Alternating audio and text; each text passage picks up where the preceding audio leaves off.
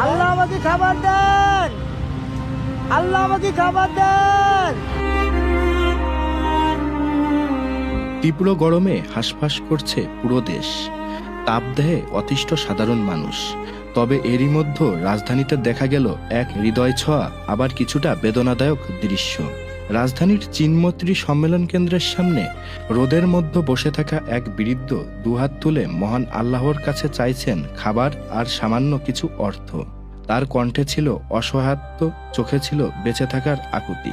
আল্লাহ আমাকে খাবার দেন, আল্লাহ আমাকে খাবার দেন। আমি একটা বাবার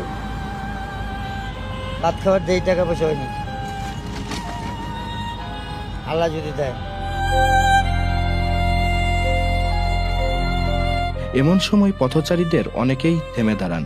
কেউ দেন কিছু টাকা, কেউ সহানুভূতির হাত বাড়িয়ে দেন।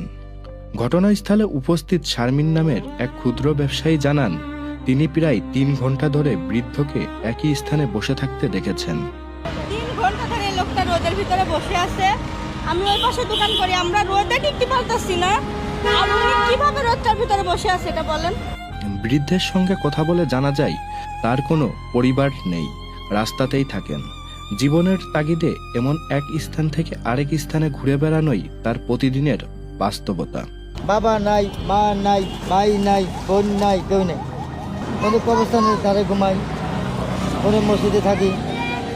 এই তীব্র গরমে এমন অসহায় মানুষের পাশে দাঁড়ানোর এই মানবিক চিত্র যেন আমাদের সবাইকে আরো সহানুভূতিশীল হওয়ার বার্তা দেয়। Ejaz Mahmud, channel I.